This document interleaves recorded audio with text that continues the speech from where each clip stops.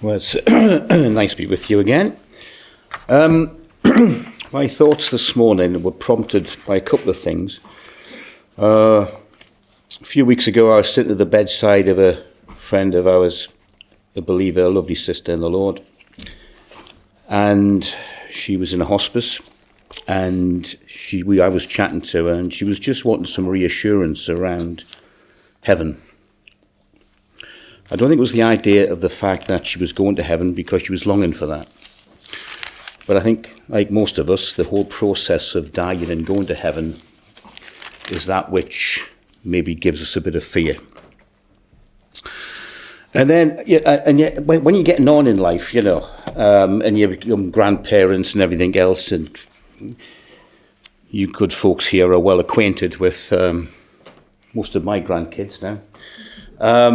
And, when your grandparents, especially your grandmother, and she has them round on a fairly regular basis, and there's so much going on in life, and you're feeling the burden of old age from time to time, And she said to me the other night, she says, that hymn keeps going through my mind. She said, weary of earth and laden with my sin, I look at heaven and long to enter in. But there no evil thing may find a home, and yet I hear a voice that bids me come. And I was just thinking of that, and I thought we'd start the meeting off this morning, because after all, what we do this morning as we come to remember the Lord Jesus, the scripture tells us we do it until he come. And sometimes I think it doesn't do us any harm to remind ourselves, even if it's just for a few minutes this morning, that heaven is a real place. And I was just thinking in particular of what the Lord said in John chapter 14 and verse 3, which I've spoken on John 14 verse 3 here before, but I want us to think this morning of a particular phrase the Lord uses. As he's speaking to his disciples in John 14, he says, don't let your heart be troubled. Ye believe in God, believe also in me. In my Father's house have many mansions. If it were not so, I would have told you I go to prepare a place for you, and if I go, I will come again and receive you unto myself, that where I am, there ye may be also. And I was just thinking of that little expression, the Father's house. Now, for us in 2025, the Father's house is possibly a nice expression. It's something we can think about as something we can look forward to. But for first century Jews, the Father's house had massive significance. And that's why the Lord, I believe, uses that expression to his disciples in the upper room. He's explaining to them, he's going to tell them about heaven, which he's never spoke to them about before. And he uses the expression, the Father's house. And for those disciples, it would be packed with theological, cultural, and emotional significance. For those disciples, Jesus wasn't just offering some poetic comfort to them.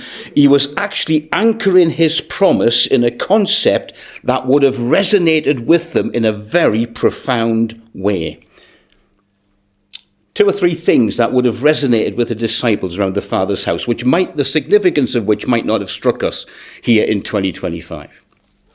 You see, first of all, the Father's house for them would be a signifying a place of belonging and intimacy. In first century Jewish culture, the Father's house was the center of family life. It was a place of security. It was a place of identity. It was a place of permanence. And of course, Jesus uses this image here to convey that heaven isn't just a destination. It's home. And you think of the expression home and what that conjures up in your imagination this morning of what you feel home is.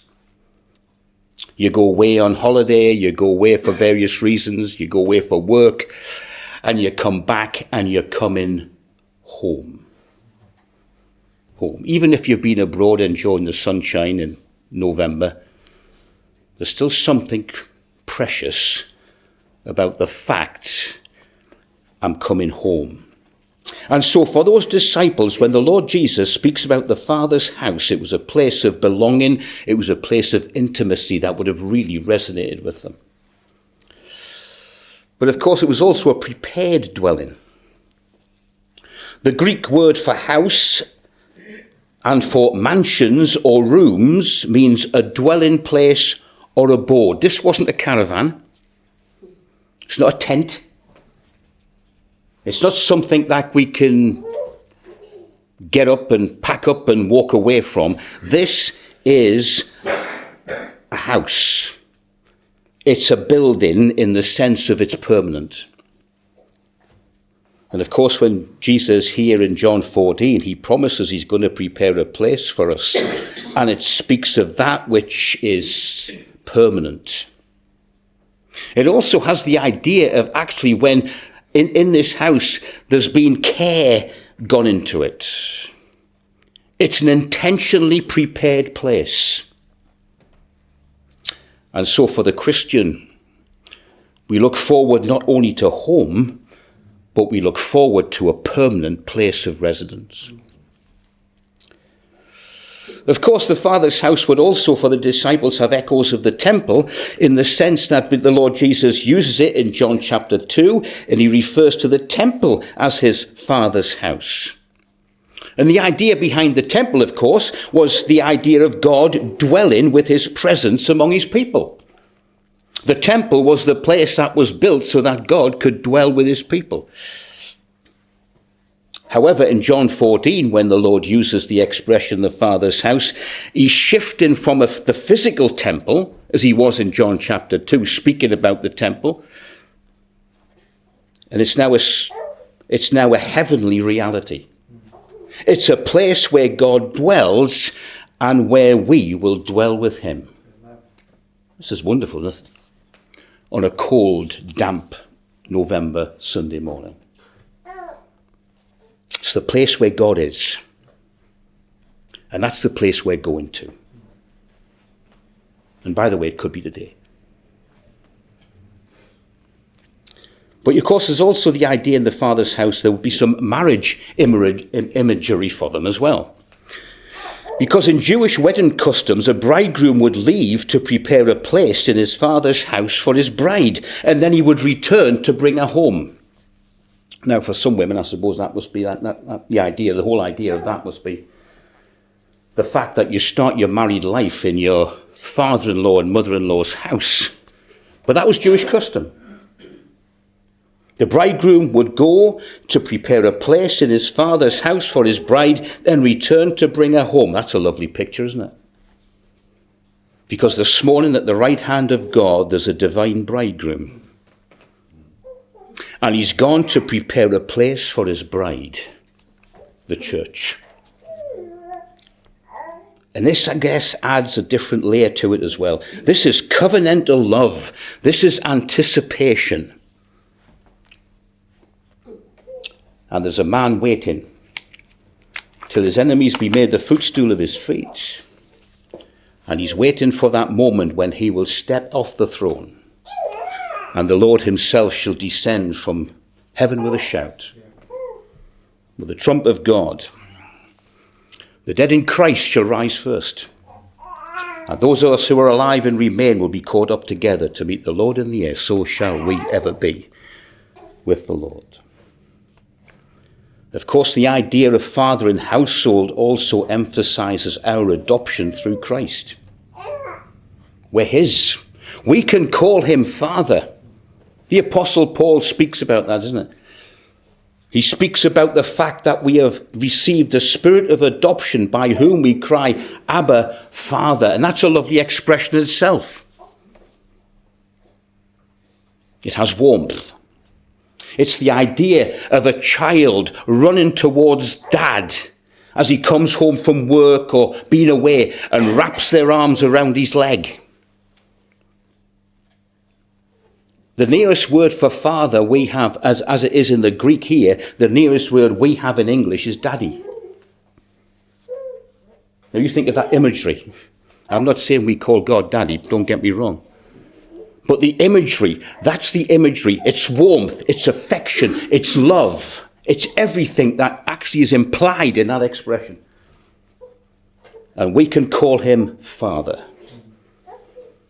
And on the eve of his crucifixion, the disciples are anxious, confused, they're afraid. And that's why he's able to say to them, let not your hearts be troubled, because in my Father's house are many mansions.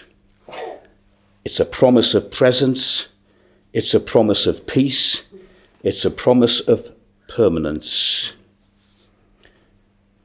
And it's in tenderness.